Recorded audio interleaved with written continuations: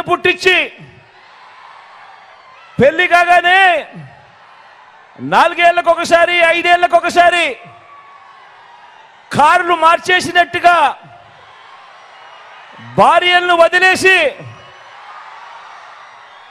ఇప్పుడు నియోజకవర్గాల్ని కూడా అలవోకగా వదిలేస్తా ఉన్నావు.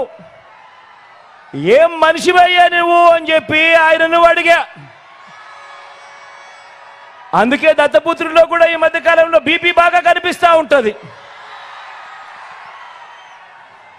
అయ్యా దత్తపుత్ర, ఒకసారి చేస్తే పొరపాటు, మళ్ళీ మళ్ళీ చేస్తే దాన్ని అలవాటు అంటారయ్యా దత్తపుత్ర. పవిత్రమైన సాంప్రదాయాన్ని నడి రోడ్డు మీదకి తీసుకురావడము, ఆడవాళ్ళ జీవితాలను చులకనగా చూపించడము ఘోరమైన తప్పు కాదా అని అడుగుతా ఉన్నాను. ఇది నేను అడిగితే తప్పు అట. నిన్ను చూసి ఇదే తప్పు ప్రతి ఒక్కరూ కూడా చేయడం మొదలు పెడితే, ఇలా 5 ఏళ్లకు ఒకసారి 4 ఏళ్లకు ఒకసారి భార్యలను మార్చడం మొదలు పెడితే అక్క చెల్లెమ్మల బ్రతుకులేం కావాలి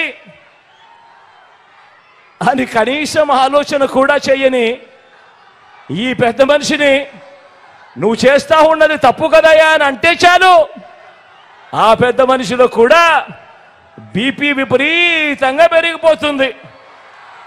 ఇలా ఇలా ఇలా ఊగిపోతా ఉంటాడు. చేతులు ఊపేస్తాడు, కాళ్ళు ఊపేస్తాడు, తల ఊపేస్తాడు, అన్ని ఊపేస్తాడు. ఆయన బీపీని అసలు తట్టుకోలేము.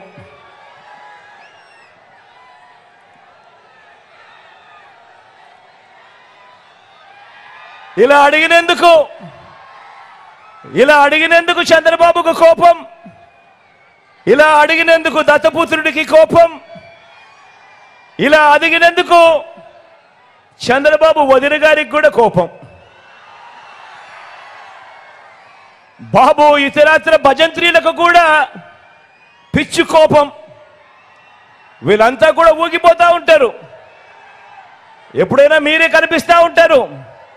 ఆ ఈనాడు కానీ, ఆ ఆంధ్రజ్యోతి కానీ, ఆ టీవీ5లో చూసినప్పుడు, ఆ పేపర్లలో చదివినప్పుడు ఫ్రంట్ పేజీలో కనిపించే వార్తలు చూస్తే పూనకం వచ్చినట్టుగా రాస్తారు. ఈ వర్గాలన్నింటినీ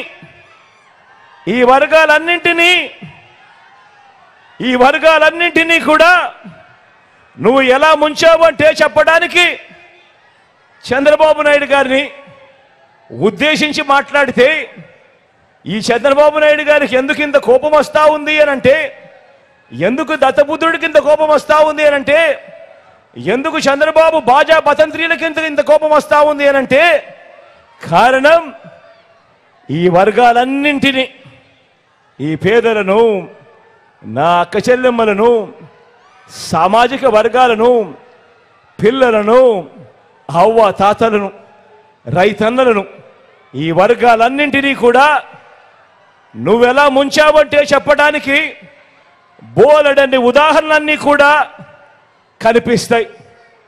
చేసిన మంచి మాత్రం చెప్పడానికి ఏ ఉదాహరణ కూడా కనిపించవు. ఇదే పెద్ద మనిషి చంద్రబాబు నాయుడు నేను అడుగుతా ఉన్నా.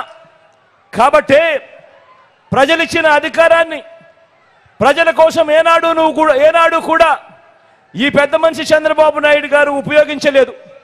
కాబట్టే ఈ 75 ఏళ్ల వయసులో కూడా కుట్రల్ని, కుతంత్రాలని, అబద్ధాలని, మోసాలని, వెన్నుపోట్లని, పొత్తుల్ని నమ్ముకొని ఈరోజు చంద్రబాబు నాయుడు గారు రాజకీయాలు చేయాల్సి వస్తూ ఉంది.